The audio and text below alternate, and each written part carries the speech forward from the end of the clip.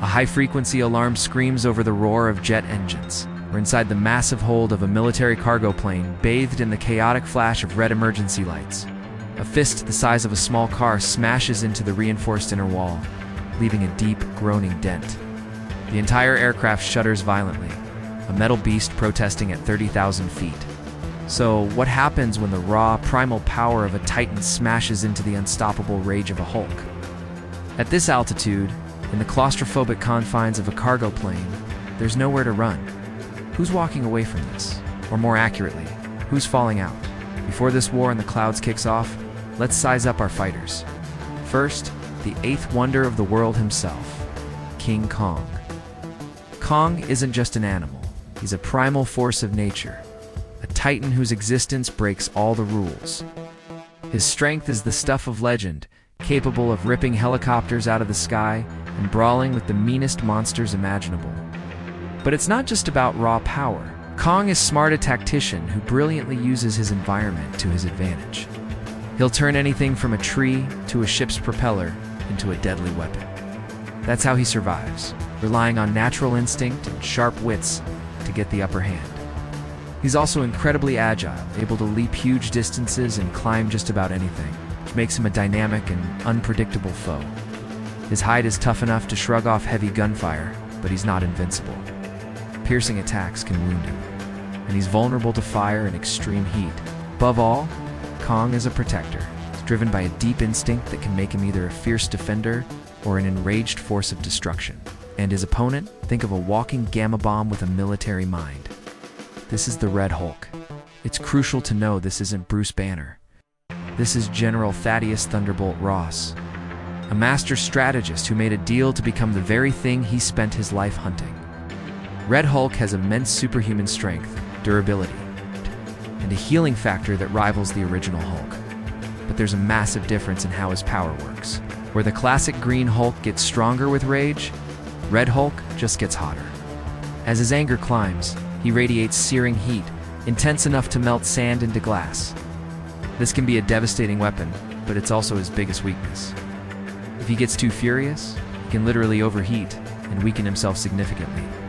And unlike the savage Hulk, Ross often keeps his tactical mind blending brute force with cold military strategy, which makes him a far more calculated and dangerous enemy. The setting for our throwdown is a custom-built C-5 Galaxy transport retrofitted as a mobile containment unit. King Kong, captured for study, has just snapped his restraints like they were made of string. Alarms are shrieking through the fuselage, but it's already too late. The military's contingency plan is now active. From a shadowed corner of the cargo bay, a figure strides forward, swelling in size as his skin glows a malevolent crimson. General Ross was on board as the ultimate fail-safe a living weapon deployed to put the Titan down. There's no roaring challenge, there's no posturing.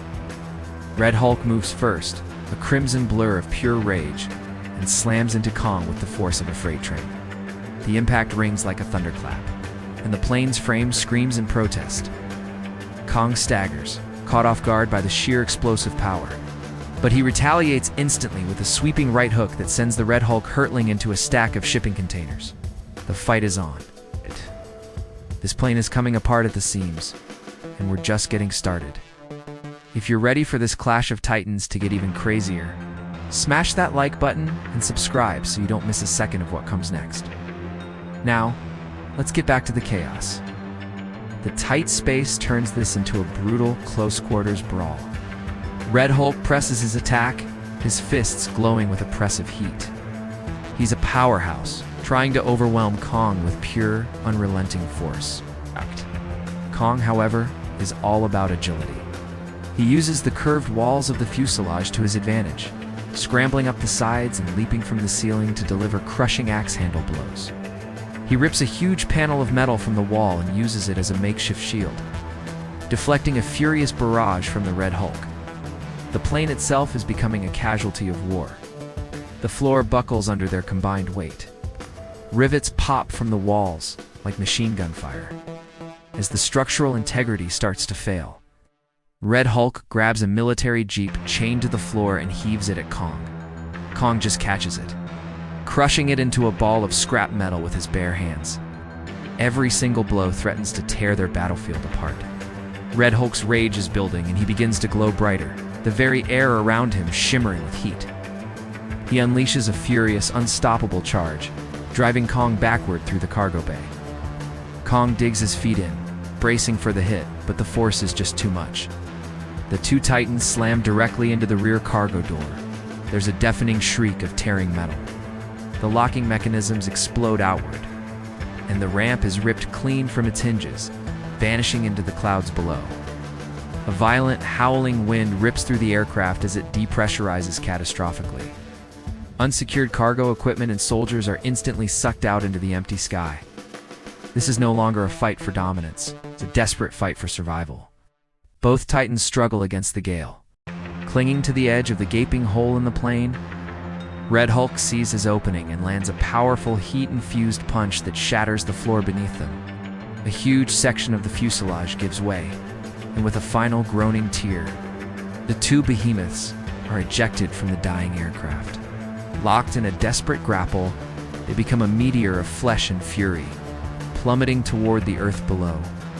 Their war in the sky is over. Their battle has just entered a terrifying new phase.